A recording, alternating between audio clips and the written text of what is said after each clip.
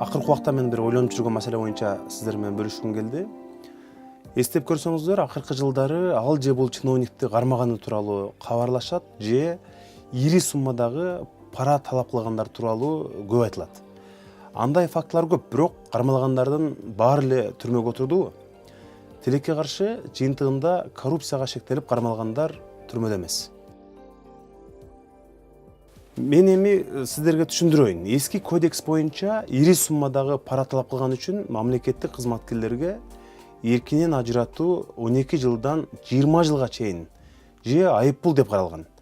Соттордо айыптоочу тарап аларга максималдуу жазаны колдонууну суранышат.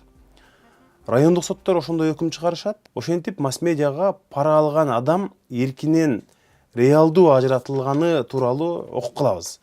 Бирок муну менен иш бүтпөйт. Анан эле шаардык сотко келгенде реалдуу эркинен ажыратуу шарттуу түргө алмаштырылып калат. Ал эми жогорку сотто болсо кылмыш жообуна тартуу эмес. Аны айыпка жыгуу менен баягы пара алган адам түрмөдө бир күн дагы жазасын тартып, олтурбай жеңил эле эркиндикке чыгып кетип атат. Эми жөнөкөй биз үчүн 4-5 миллион айыппулдун суммасы аябай көп көрүнөт эмеспи?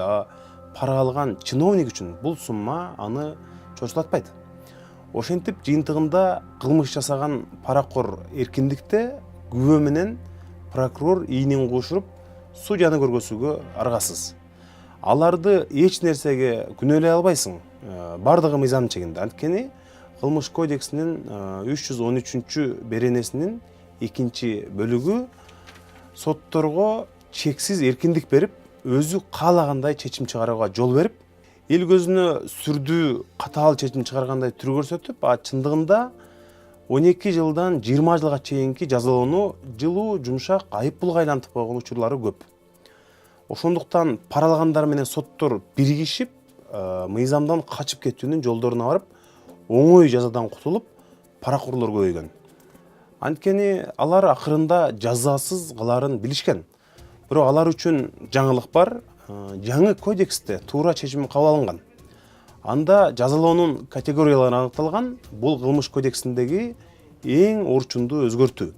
Ал жазаларды так аныктап, мөөнөтү дагы ачык жазылган.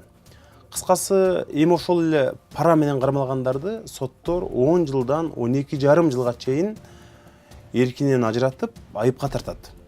Эч кандай андай же мындай деген шарттар каралган эмес. Эми пара алгандар корксун. Паракорлор үчүн кылмышты мөөнөтү дагы эскирбейт. Алар жоопко 5, 10, 15, ал тургай 20 жыл өссө дагы тартыла берет.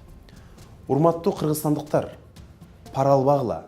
Эң башкысы, пара дагы бербеңиз. Анткени пара берүү дагы бул кылмыш.